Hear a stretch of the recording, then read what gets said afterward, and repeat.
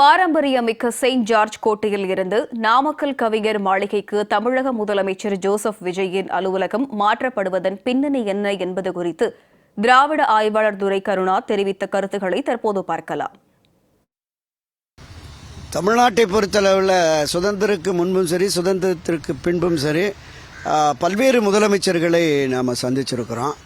எல்லா முதலமைச்சர்களை விடவும் மரியாதைக்குரிய இன்றைய முதலமைச்சர் மாண்புமிகு ஜோசப் விஜய் அவர்கள் ஒரு வித்தியாசமான முதலமைச்சர் தான் இருக்கார். அவருடைய அணுகுமுறை, நடைமுறை, பேச்சு எல்லாமே ஒரு வித்தியாசமான உடையிலிருந்து ஒரு வித்தியாசமான அணுகுமுறையாக தான் இருக்கிறது.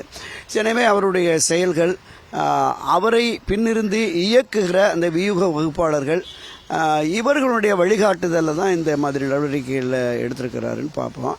தலைமைச் செயலகத்தை பொறுத்தளவில் நிச்சயமாக இடப்பற்றாக்குறை என்பது இருந்து முன்னாள் மறைந்த முதலமைச்சர் கலைஞர் கருணாநிதி காலத்திலேயே ஒரு பெரிய அந்த ஓமந்தூரார் இன்றைய மருத்துவமனை தலைமைச் செயலகமாக தான் கட்டப்பட்டது. மறைந்த புரட்சித் தலைவி அம்மா அவர்கள், செல்வி ஜெயலலிதா அவர்களுமே இந்த இடம் போதாது அப்படின்னு சொல்லி பல்வேறு இடங்களில் பார்த்தாங்க. மாமல்லபுரம் தொடங்கி ராணிமேரி கல்லூரி வரைக்கும் தொடங்கி நம்ம அண்ணா பல்கலைக்கழகத்தின் பின்புறம் அங்கே பூமி பூஜையே போட்டாங்க. புதிய தலைமைச் செயலகம் கட்டுவதற்கான பூமி பூஜையை போட்டாங்க. அது அவருடைய ஆட்சி மாற்றத்திற்கு பிறகு திரு கருணாநிதி அவர்கள் ஓமந்தூரார் வளாகம் தான் பக்கம் அப்படின்னு சொல்லிட்டு அங்கே தான் அதை கட்டினாங்க. ஸோ அந்த கட்டிட அமைப்பு முறைகள் சரியில்லை அப்படின்னு சொல்லிட்டு செல்வி ஜெயலலிதா அவர்கள் மீண்டும் பழைய தலைமைச் செயலகத்துக்கே போகணும் அப்படிங்கிற மாதிரி கொண்டு போனாங்க.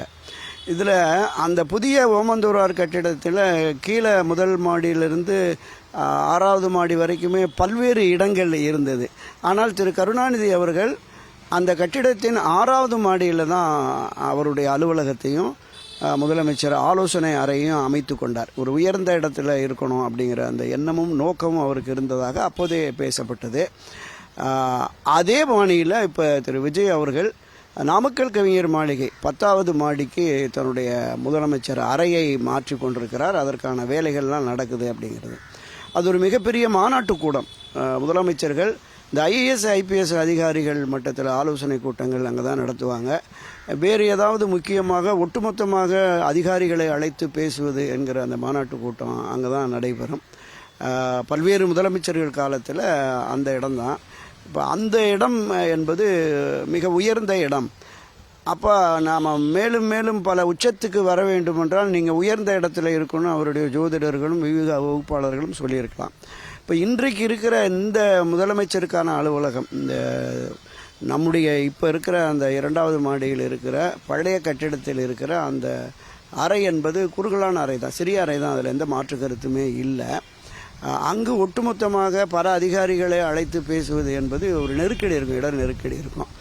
அதனால் அதையும் கூட மாற்றிருக்கலாம். இன்னொன்று, அவரை சந்திக்க வருகிறவர்கள் அமர வைப்பதற்கும் ஒரு சிறிய அறை தான் இருக்கும்.